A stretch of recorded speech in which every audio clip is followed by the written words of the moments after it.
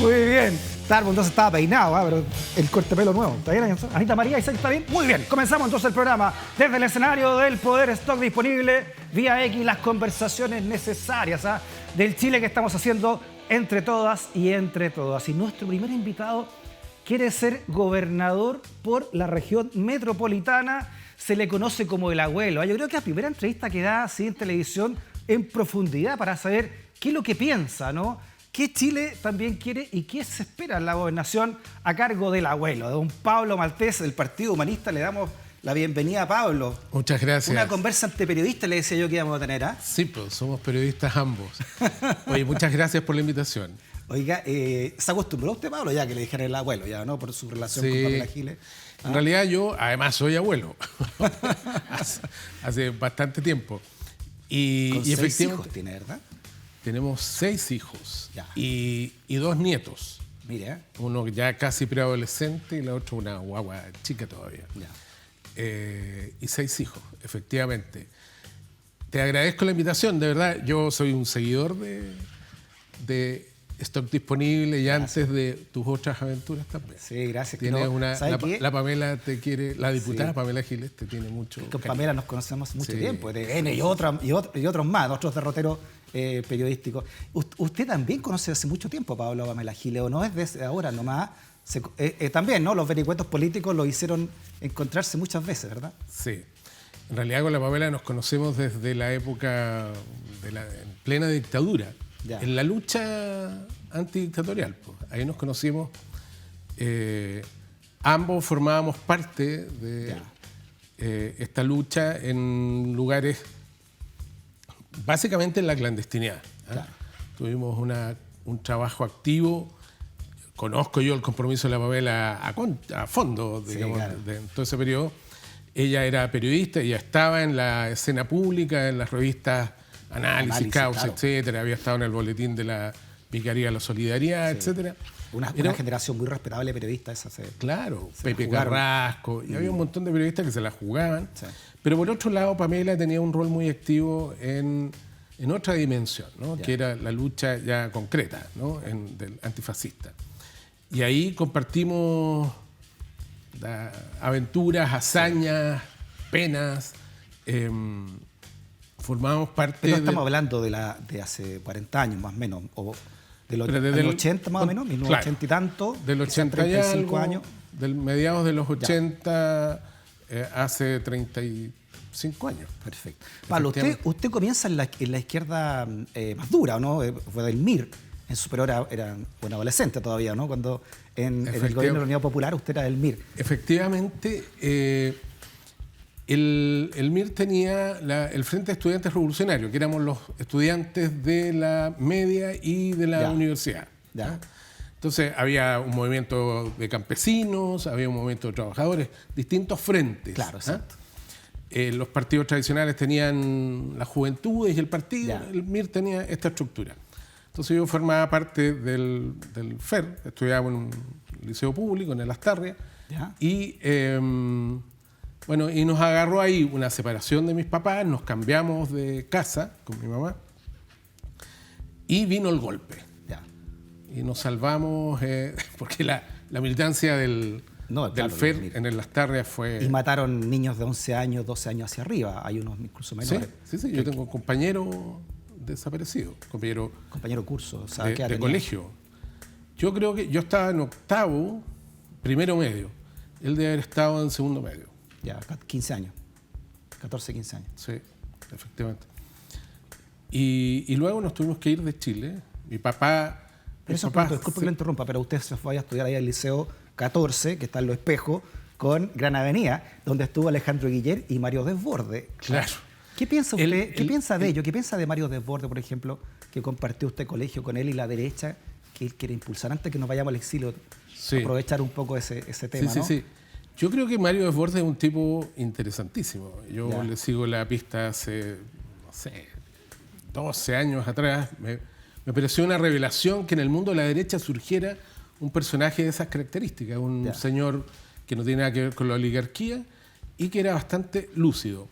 Lo escuché, lo leí, etcétera, en distintas entrevistas. Me parece francamente, un gran personaje. Ahora, yo creo que es indudable que en este escenario que se abre ahora para la presidencial, la derecha tiene un elenco potente y Desbordes me parece indudablemente que va a formar parte de ese elenco. ¿Usted lo ve realmente como una alternativa de la derecha?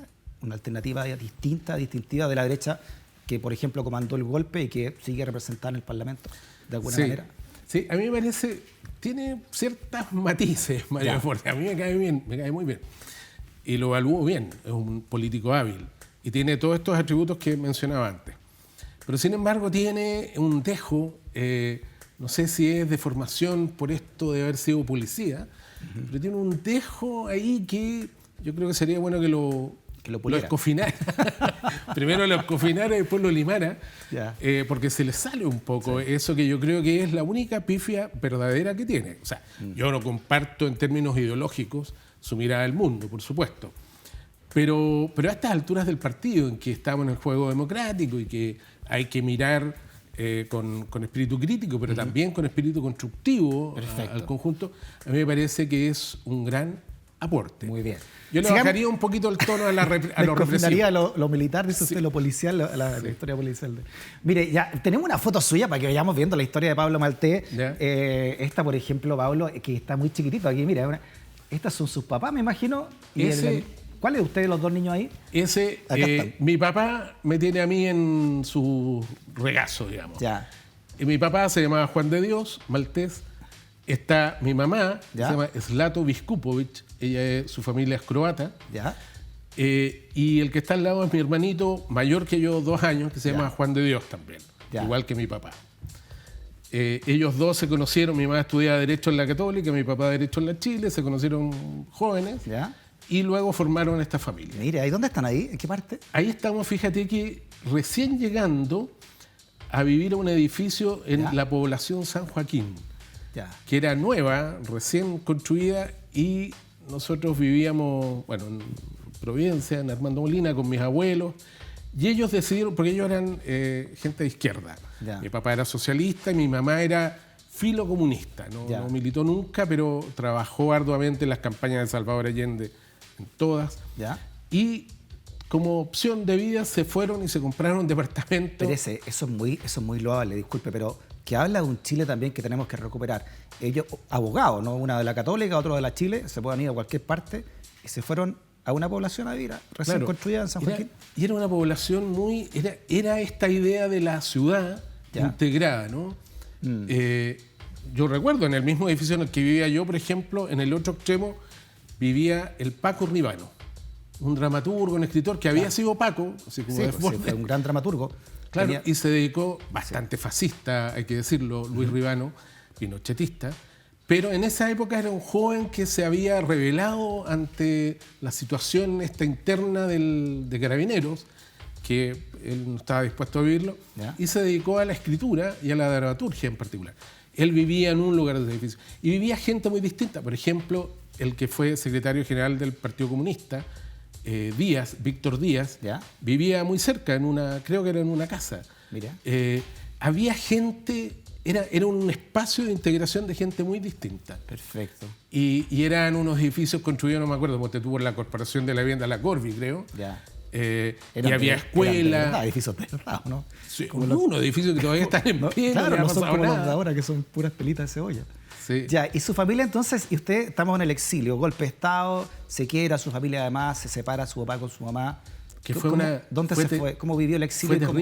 Fue terrible la separación, porque yo los quería mucho a ambos. Y no hubo vuelta. Pero en alguna medida nos salvó, porque el cambiarnos de barrio y de colegio nos alejó del problema grave. La casa de mi papá, que estaba muy cerca del colegio, ahí en Miguel Claro, fue allanada 2 veces. Y a los alumnos del colegio, a los compañeros del colegio, los reprimieron con mucha fuerza. Nosotros creo que nos salvamos por eso, en gran medida. Y luego nos fuimos a una ciudad en la Argentina que se llama San Rafael, una ciudad chiquita, muy linda, donde vivimos varios años, hasta que pareció posible retornar. Perfecto. Yo fui al colegio allá, tuve que hacer la vida. No se le ve con el acento, Pablo.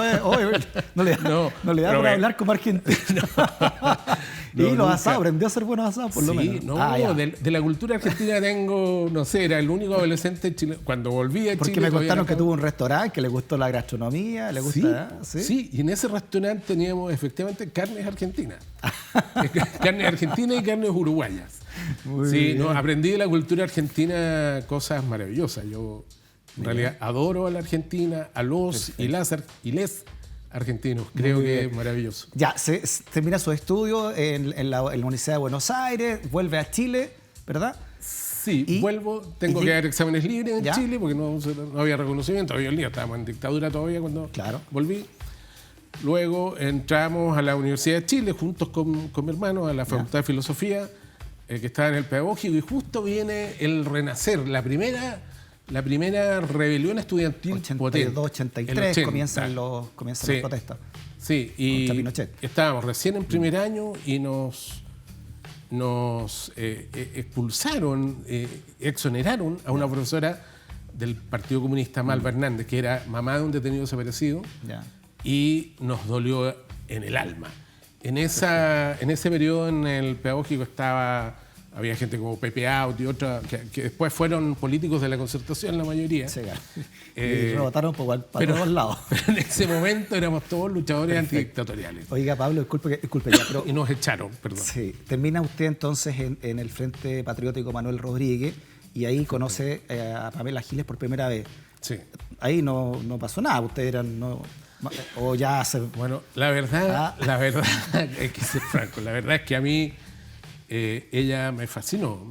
Era una mujer, aparte de ser muy linda, era una mujer interesantísima. No, el carácter que... O sea, todavía lo tiene, no vamos a descubrir ahora.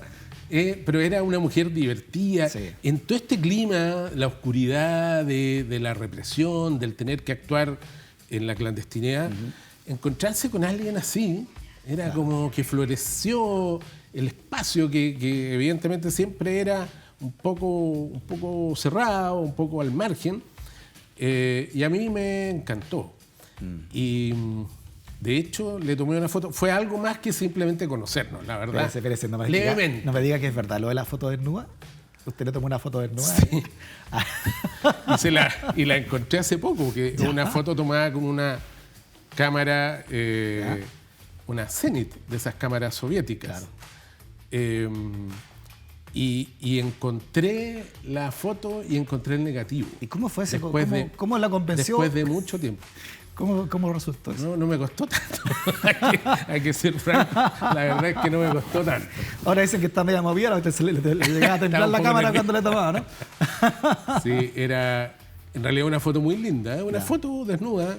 Ella nunca tuvo problemas con la desnudez, con el cuerpo, una mujer bastante libre, la Pamela. Bueno, su abuela fue Cafarena, ¿no? Elena Cafarena era una feminista, y la Pamela, sí, y la Pamela, francamente, en ese y en miles de otros aspectos de la vida, una mujer muy libre. Perfecto. Insubordinada radicalmente. Pero usted estaba con usted ahí no eran pareja, no. Ella estaba por su vida, usted con la suya. Claro. Cada uno tenía su vida. Perfecto. Y tuvimos un intenso trabajo, una intensa actividad política militante. ¿Trabajó usted para el atentado a Pinochet en septiembre del 86? No. Pero ya estaba dentro del frente usted, ¿no? Ahí. Sí. No, yo fui, conocí de cerca, tuve una cierta relación cercana con la Chichi, con la Cecilia Mañi, la comandante Tamara, y con otros. Pero esto era, porque lo que pasa es que en la estructura estaba todo compartimentado, se trataba de que no tuviera una relación... Exacto, por si agarraban a uno no cayeran todos, era una cosa de seguridad, obviamente. Claro. Pero, sin embargo, por otras vías teníamos relación. Por ejemplo, con Alex Boykovich, que es un amigo mío de muy cabro, que fue pareja fue vocero del Frente, fue pareja de Michelle Bachelet durante unos años. Éramos amigos porque nuestras familias son croatas, la paterna de él y la materna mía, entonces nos conocíamos mucho. Y teníamos una relación que estaba por fuera de la organización del Frente. ¿Y cómo se produce pero adentro también este reencuentro entonces? ¿Cómo termina usted siendo ahora el abuelo de la abuela? ¿Cómo se llega a eso? Con la Pamela nos reencontramos primero en esta... Se venía la elección del 2009, ¿Ya? La que finalmente, lastimosamente, ganó Piñera por paliza a Eduardo Frei, ¿no?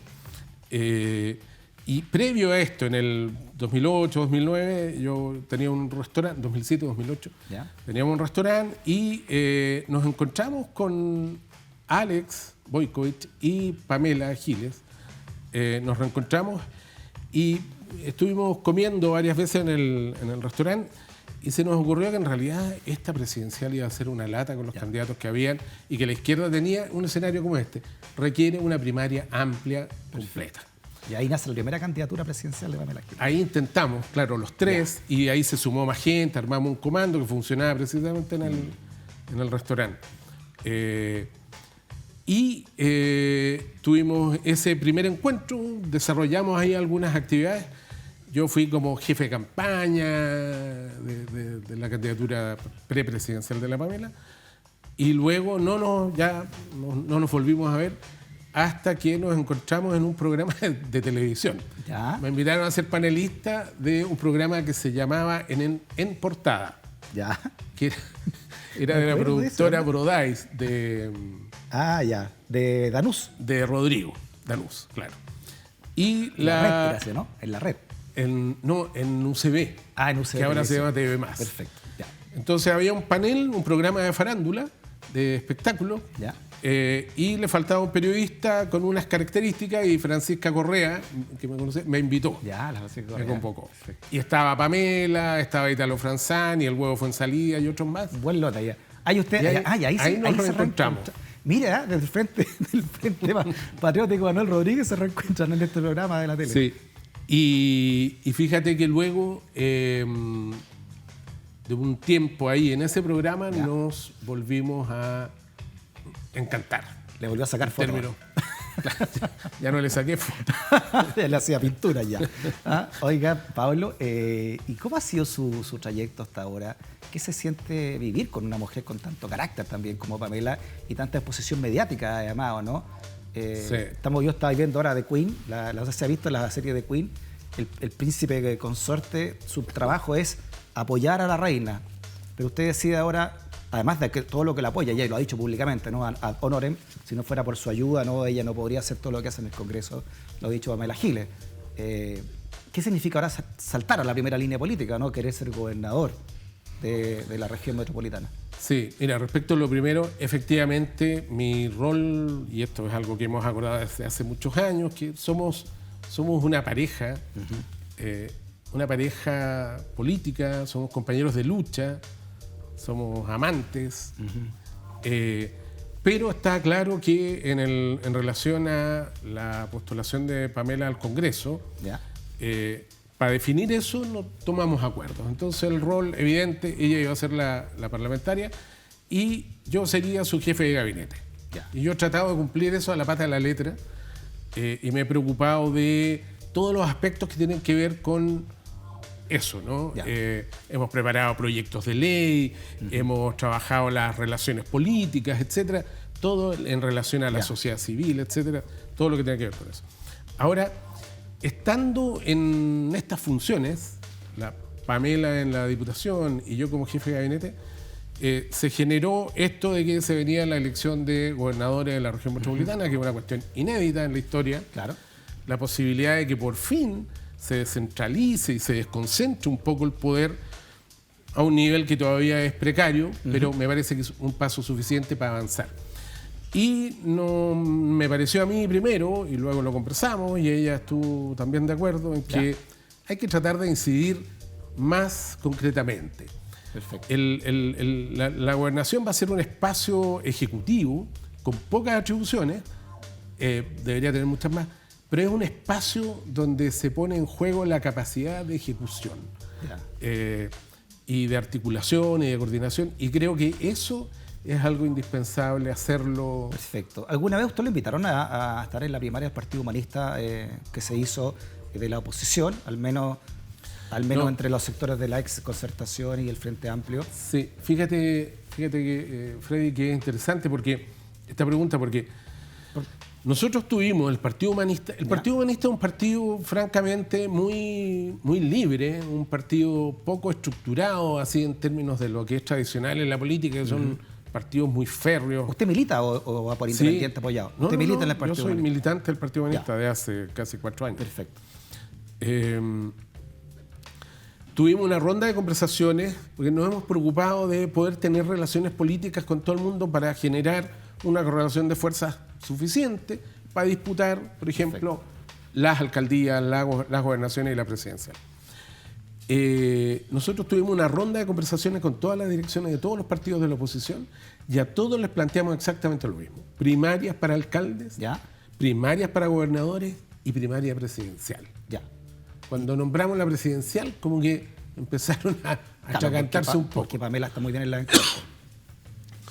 Claro, pero después descubrimos que en realidad, a pesar de las declaraciones que nos hicieron a nosotros en cada una de las conversaciones y luego públicamente, en realidad tampoco querían primarias para gobernadores a todo evento ni para alcaldes. Pero ellos los dejaron afuera a ustedes porque hay acusaciones cruzadas, ¿no? De que ustedes no quisieron ir, que ahora van a ir por fuera, que ustedes los invitaron y no quisieron. Falso. No, eso es falso. O sea, nunca fueron invitados ustedes. No hay ni uno solo. Mira, de hecho nosotros esperábamos. ¿Te acuerdas cuando a fines de septiembre era la fecha de inscripción de primarias? Que quedó el descalabro entre el Frente Amplio, los comunistas, la democracia cristiana. ¿Te acuerdas? Perfecto. Que los dejaron esperando. Heraldo Muñoz decía que lo habían dejado como a la novia esperando para llegar a la iglesia. Nosotros esperábamos esa semana, porque estas reuniones que te cuento fueron previas, fueron 10 días antes, con Fuatchay, con todo el mundo, donde les propusimos esto. De hecho, y en términos reales no pasó nada, nadie nos llamó, no hubo ningún contacto. Por lo tanto, disculpe, Pablo, le pregunto por este titular, ¿no? que se conoció y que señala un poco lo que usted está hablando, dice que el Partido Humanista rechazó los dichos de Orrego, que nuestro partido no cabe en las cocinas, ¿no? El Partido Humanista rechazó los dichos del candidato de la Unidad Constituyente a la Gobernación Metropolitana, Claudio Orrego, de la ADC, quien según dicha colectividad intentó descalificar a su carta para el mismo puesto Pablo Maltés, pareja de la diputada Pamela Giles. Exactamente. ¿Qué hay detrás de esto? Esa declaración del Partido Humanista es plenamente cierta. No hay ningún matiz de duda al respecto. Y tal como yo te cuento, nosotros lo intentamos. Ahora, lo que ocurre, creo yo, es que nosotros hemos logrado conectarnos con la gente, con el pueblo, y por eso nos parece tan importante sacar desde las cocinas, así como el acuerdo del 15 de noviembre, como las cocinas por la infancia de Piñera al principio de su mandato, de la seguridad pública también. ¿Pero qué cocina hubo en torno a Orrego, que termina ganando, ¿no? Y Karina Oliva por el lado del Frente Amplio? Pero o sea, seamos francos. Esas primarias fueron francamente patéticas. O sea, la convocatoria fue mínima. Lo que había que hacer era una primaria amplia. Todos los que quisieran postular a la gobernación deberían haber participado en una primaria amplia de toda la oposición. Si es absurdo esto. O sea, una primaria del Frente Amplio con una convocatoria mínima, u otra un poco mayor de la democracia cristiana, la Unidad Constituyente creo que se llama, pero completamente irrelevante respecto de la gente. O sea, si tú ves lo que pasó con el colegio médico o incluso la votación de la UDI, la convocatoria resulta bastante más interesante, incluso después del plebiscito. Perfecto. ¿Cómo lee usted lo que está ocurriendo hoy en el Frente Amplio? El Partido Humanista también perteneció al Frente Amplio, fue uno de los primeros que se salió también del Frente Amplio. No, pero ¿cómo ve usted lo que está ocurriendo hoy con el Frente, la salida del Partido Liberal, la salida también de algunos diputados de RD, de su partido, que ahora no? Me imagino que se van a ir también a la Unidad Constituyente, no se sabe todavía dónde se van a ir, digamos, pero están en conversaciones también con la ex Concertación. Sí. ¿Qué está ocurriendo ahí? Yo creo que lo que pasó con el Frente Amplio es triste. Nosotros formamos parte del origen del Frente Amplio, estamos en la génesis del Frente Amplio. Y en realidad ahí había un proyecto que era básicamente impugnatorio respecto del poder y cómo se ha administrado el poder en Chile, lo poco democrático que ha sido el ejercicio del poder. Y fíjate que con esa votación del 20% que obtuvo, por ejemplo, la banderada del Frente Amplio, daba, y con la cantidad de parlamentarios que pudieron ingresar. O sea, es clave el término al sistema binominal y hay que agradecerlo. Efectivamente, eso ayudó mucho. El financiamiento de los partidos políticos, la ley de partidos políticos, etcétera. Y se genera este espacio donde pudimos instalarnos. Y luego lo que viene es como el echarse en los huevos, volverse institucionales. ¿Ya? Y francamente la guinda ya de la torta fue lo del acuerdo por la paz y la nueva constitución entre cuatro paredes. ¿Ya? O sea, esa imagen que es francamente repugnante, indignante, es una vergüenza para todos. Y nosotros, el Partido Humanista, decidimos salir. Ahí está el momento de la madrugada, ¿no? Efectivamente, fue... Ahora Gabriel Boric se descolgó su propio partido para firmar este acuerdo, ¿no? Mira, esa... Y RD firmó como partido completo, digamos. Bueno, y todos los demás. Yo creo que esa puesta en escena fue una producción, fue un reality, fue transmitido en vivo, ¿ya? Así como el casamiento de la Lady Di, no tengo idea qué cosa, que las han transmitido en vivo durante horas. Y si tú ves, están en mangas de camisa, insulsa con suspensores, todos como que aquí vinimos y trabajamos arduamente y entraban en una sala, en un salón. ¿Y una puesta en escena para qué fue, Pablo? Porque había ocurrido la rebelión popular del 18 de octubre. Entonces, lo que necesitaban desde la clase política, desde la élite, era encajonar esto simbólicamente, y por eso los canales estuvieron todos a disposición, los medios, los diarios de la oligarquía, todos apoyaban esto porque era la forma que tenía el poder de zafar un poco de la presión popular. Perfecto. Para entender un poco el eje político hoy del Partido Humanista, porque por ahí hay declaraciones de ustedes que se han atribuido, o les han atribuido que no son ni de izquierda ni de derecha, ¿no? El Partido Humanista se señala.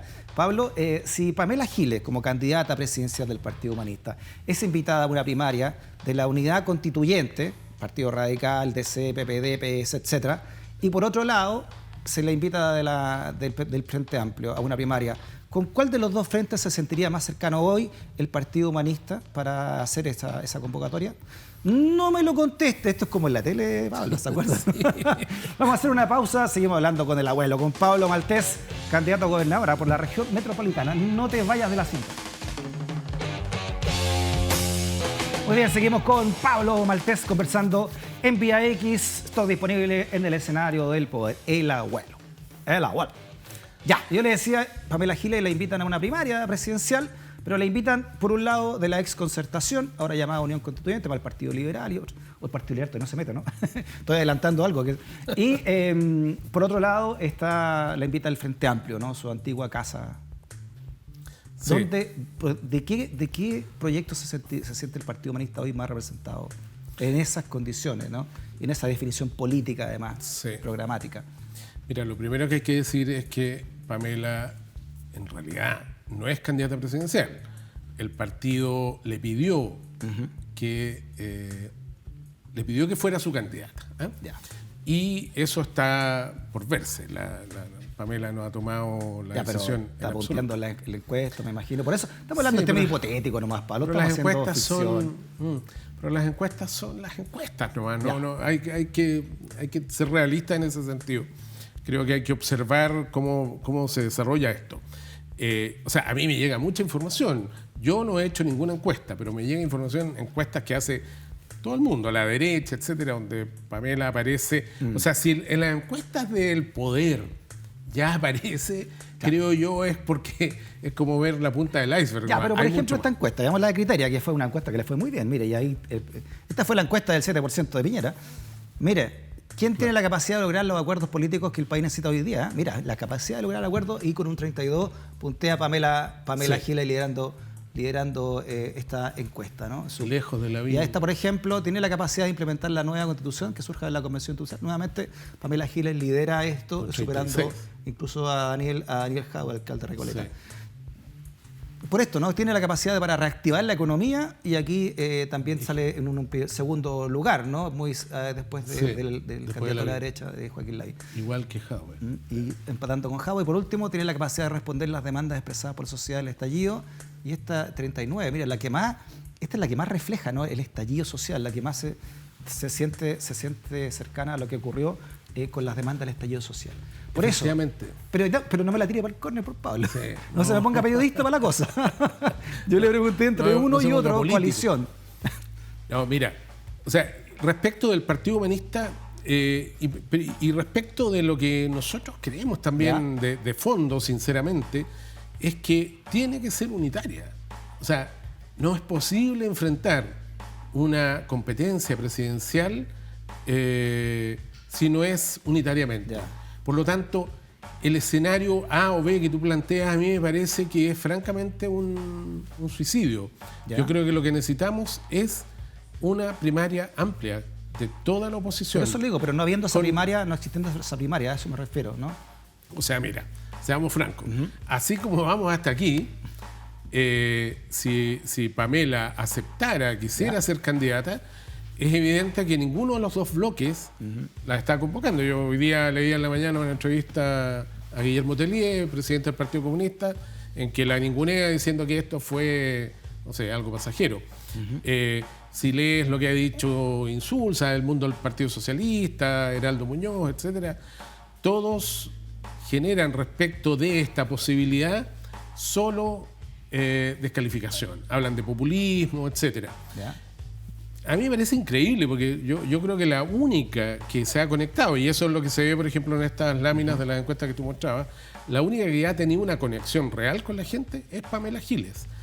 Y creo que ellos están súper equivocados pretendiendo descalificar precisamente esa conexión. A propósito de descalificar, ¿qué le parece lo que se ha dicho de Pamela, que se le ha criticado de la oposición, que ha votado junto con la derecha algunos proyectos clave, lo de Independiente, o por ejemplo votó en contra de censurar la mesa a mano de la derecha hoy día? Se abstuvo, digamos, pero con eso le permitió el voto que faltaba. Yo creo que los que se abstuvieron fueron, no sé, creo que 5 diputados. Hay diputados socialistas de distintos partidos. Los que rechazaron la censura de la mesa, hay demócratas cristianos, hay radicales, hay de la oposición, hay mucha gente.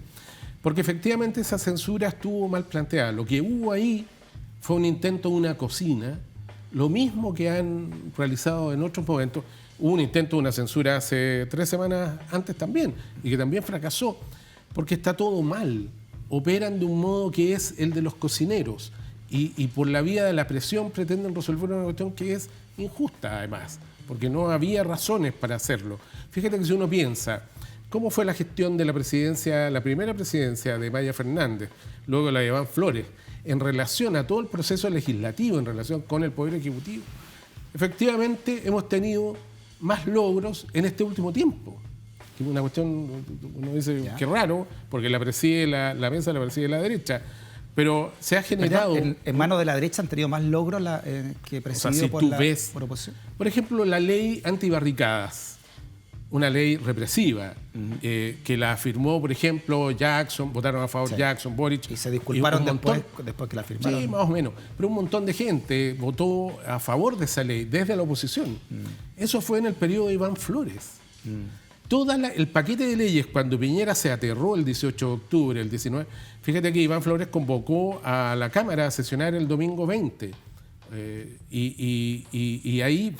De hecho, lo que entró fue un cúmulo de proyectos de Piñera y se rindieron frente al poder de Piñera en unas condiciones que eran dramáticas, con la gente en la calle movilizada. Luego, yo creo que lo que ha ocurrido en el ejercicio de esta mesa es que ha sido bastante equitativa, pero lo peor de todo no es eso, sino que el procedimiento, la máquina, la cocina para lograr un objetivo, aislando, descalificando a otros compañeros, que somos todos compañeros de la oposición. Eso por un lado. Y respecto del asunto de los independientes, fíjate que esto parte francamente en pésimos términos respecto de paridad, de pueblos originarios, de los independientes, etcétera, en ese famoso acuerdo espurio tomado entre 4 paredes en el Congreso Nacional de Santiago el 25 de noviembre. Luego han tratado de acomodar la carga. Fíjate que el proyecto de paridad finalmente fue el de Marcela Sabat. Tenemos paridad gracias a Marcela Sabat, no gracias a los que negociaron desde la oposición el 25 de noviembre.